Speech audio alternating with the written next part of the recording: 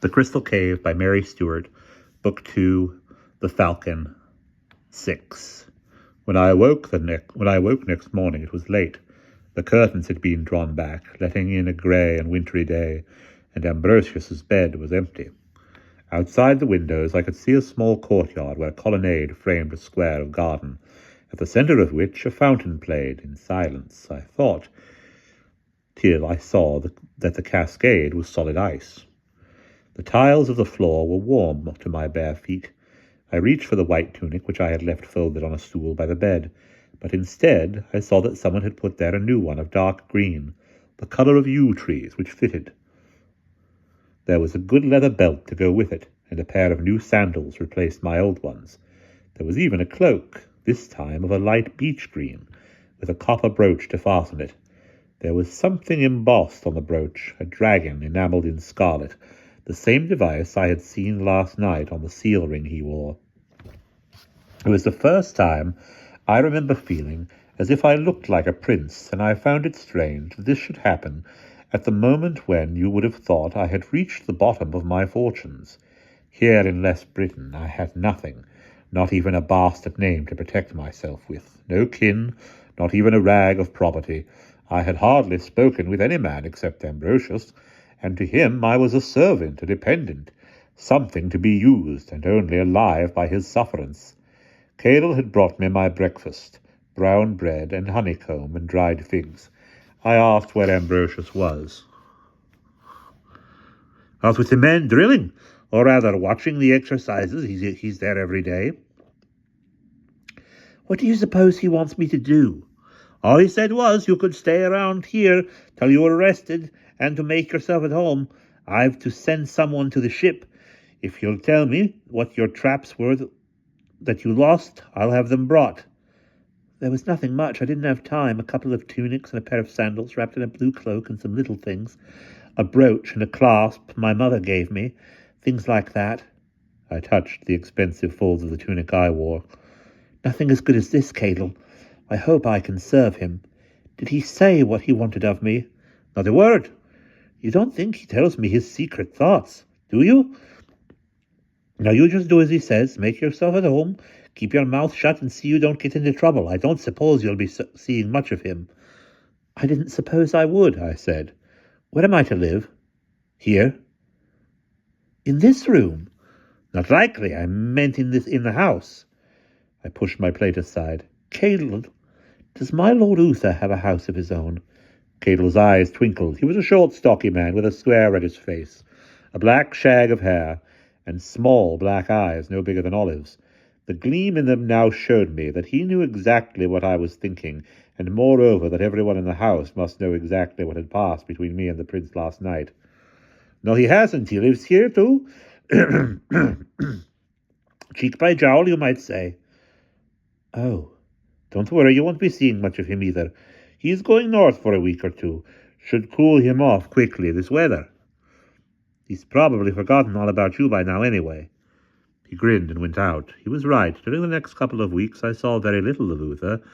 Then he left with troops for the north, on some expedition, designed half as an exercise for his company, half as a foray in search of supplies. Cadle had guessed right about the relief this would bring me. I was not sorry to be out of Uther's range. I had the idea that he had not welcomed my presence in his brother's house, and indeed that Ambrosius' continued kindness had annoyed him quite a lot. I had expected to see very little of the Count after the first night when I told him all I knew, but thereafter he sent for me on most evenings when he was free, sometimes to question me and to listen to what I could tell him of home, sometimes when he was tired, to have me play to him.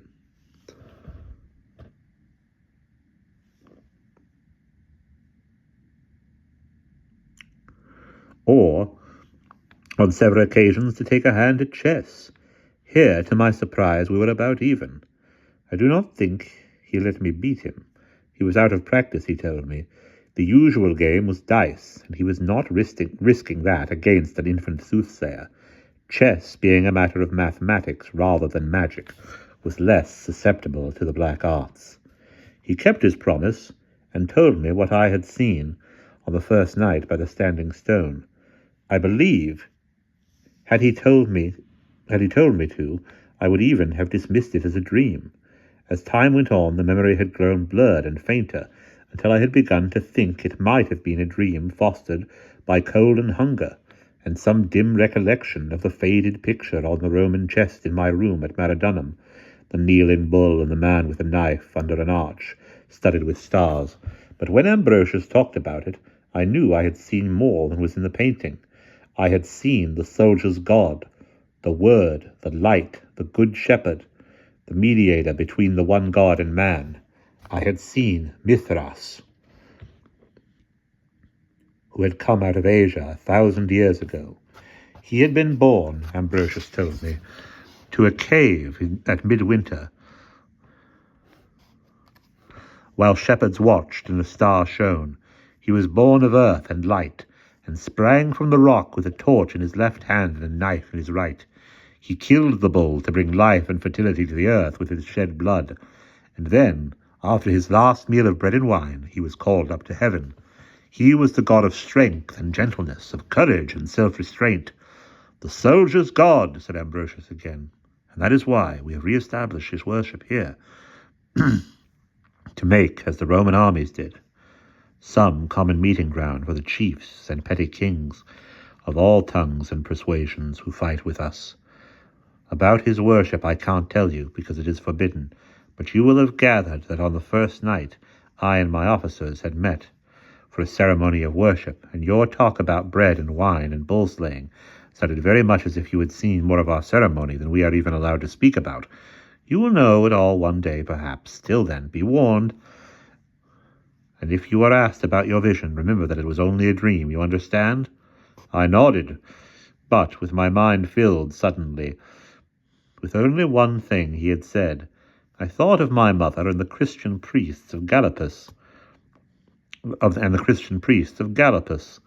and the well of Marathon, of things seen in the water and heard in the wind. You want me to be an initiate of Mithras? A man takes power only when it is offered, he said again. You have told me you don't know what god was hired to hand you over. Perhaps Mithras was the god in whose path you put yourself and who brought you to me. We shall see. Meanwhile, he is still the god of armies, and we shall need his help. Now, bring the harp, if you will, and sing to me. So he dealt with me, treating me more as a prince than I had ever been treated in my grandfather's house, where at least I had had some sort of claim to it. Cadel was assigned to me as my own servant. I thought at first he might resent this, as a poor substitute for serving Ambrosius, but he did not seem to mind. In fact, I got the impression that he was pleased. He was soon on easy terms with me, and since there were no other boys of my age about the place, he was my constant companion. I was also given a horse. At first they gave me one of Ambrosius's own, but after a day on that I asked shamefacedly if I might have something more my size, and was given a small stolid grey, which, in my own moment of nostalgia, I called Asta. So the first days passed. I rode out with Cadel at my side to see the country. This was still in the grip of frost, and soon the frost turned to rain, so that the fields were churned mud, and the ways were slippery and foul, and a cold wind whistled and night across the flats, whipping the small sea to white on iron grey, and blackening the northern sides of the standing stones with wet. I looked one day for the stone with the mark of the axe, and failed to find it, but there was another where in a certain light you could see a dagger carved, and a thick stone standing a little apart, where under the lichen and bird droppings stared the shape of an open eye. By daylight the stones did not breathe so cold on one's nape, but there was still something there watching, and it was not a way my pony cared to go. Of course I explored the town. King Buddock's castle was in the centre, on a rocky outcrop which had been crowned with a high wall. A stone ramp led up to the gate, which was shut and guarded. I often saw Ambrosius or his officers riding up this ramp, but never went myself any nearer than the guard post at the foot of it. But I saw King Buddock several times, riding out with his men. His hair and his long beard were almost white, but he sat his big brown gelding, like a man 30 years younger, and I heard countless stories of his prowess at arms, and how he had sworn to be avenged on Vortigern for the killing of his cousin Constantius, even though it would take a lifetime. This, in fact, it threatened to do, for it seemed an almost impossible task for so poor a country to raise the kind of army that might defeat Vortigern and the Saxons and gain a footing in Greater Britain. But soon now, men said, soon. Every day, whatever the weather, men drilled on the flat fields outside the town walls. Ambrosius had now, I learned, a standing army of about 4,000 men. As far as Budek was concerned, they earned their keep a dozen times over, since not much more than 30 miles away his borders ran with those of a young king whose eye was weather-lifted for plunder, and who was held back only by rumours of Ambrosius's growing power and the formidable reputation of his men. Budek and Ambrosius fostered the idea that the army was mainly defensive, and saw to it that Vortigern learned nothing for certain. News of preparations for invasion reached him, as before, only in the form of rumours, and Ambrosius's spies made sure that these sounded like rumours.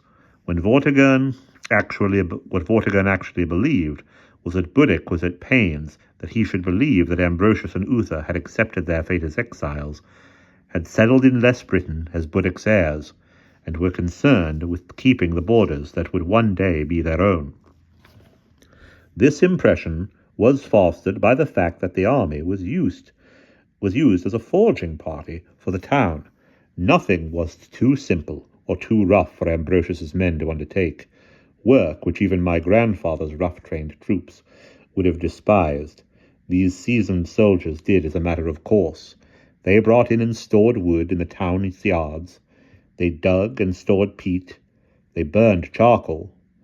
They built and worked the smithies, making not only weapons of war, but tools for tilling and harvesting and building spades, plowshares, axes, scythes. They could break horses and herd and drive cattle as well as butcher them. They built carts. They could pitch and mount guard over a camp in 2 hours flat, and strike it in 1 hour less.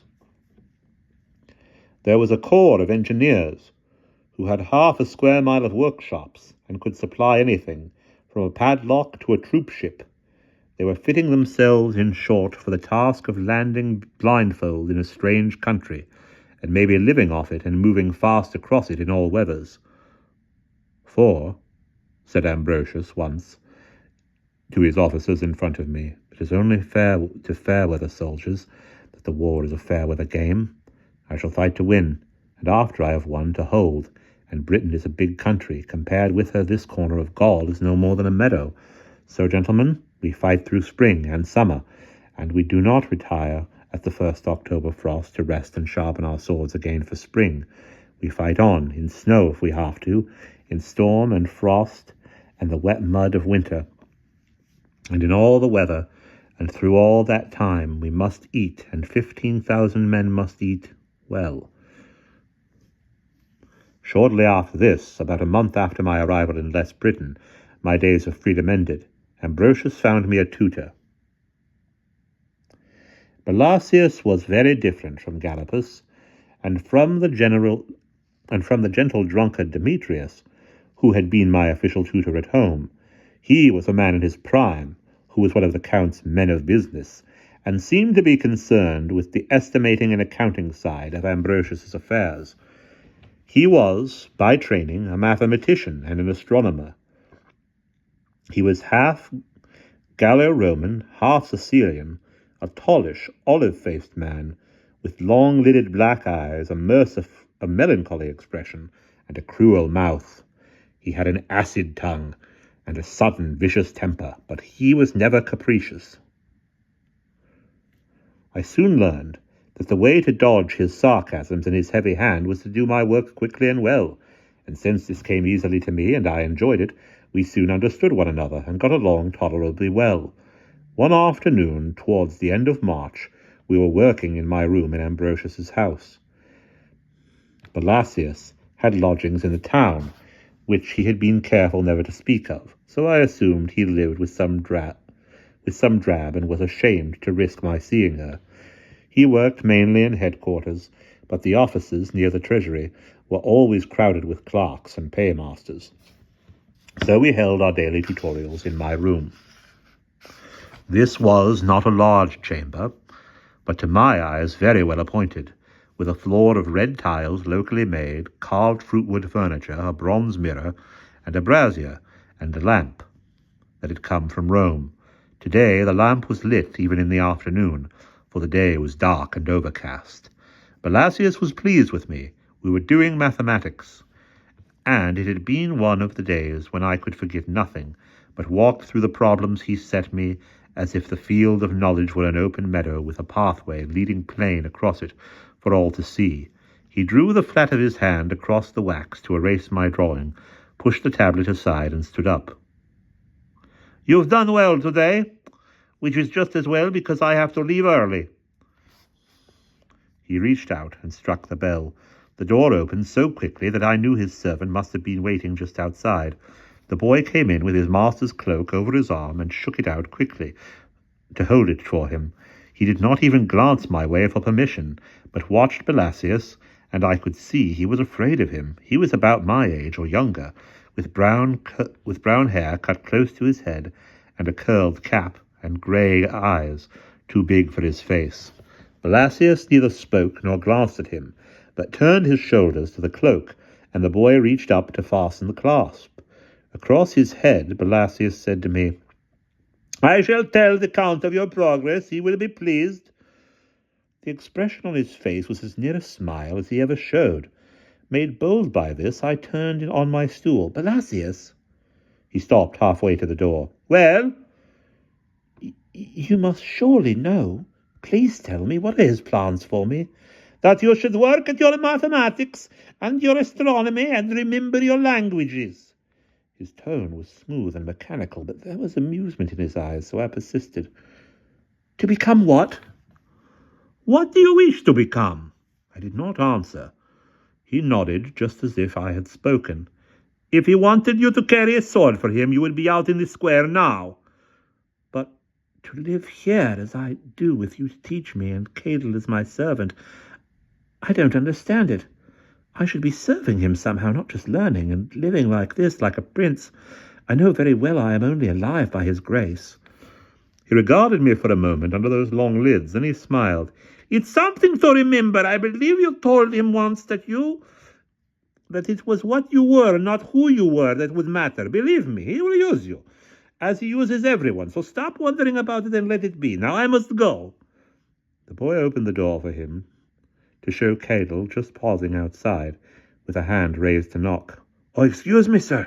I came to see you when you'd be done for the day. I've got the horses ready, Master Merlin." "We've finished already," said Belasius. He paused in the doorway and looked back at me. "Where were you planning to go?" "North, I think. The road through the forest. The causeway is still good, and the road will be dry." He hesitated, then said to Cadel rather than to me, "Then keep to the road and be home before dark." He nodded and went out, with the boy at his heels.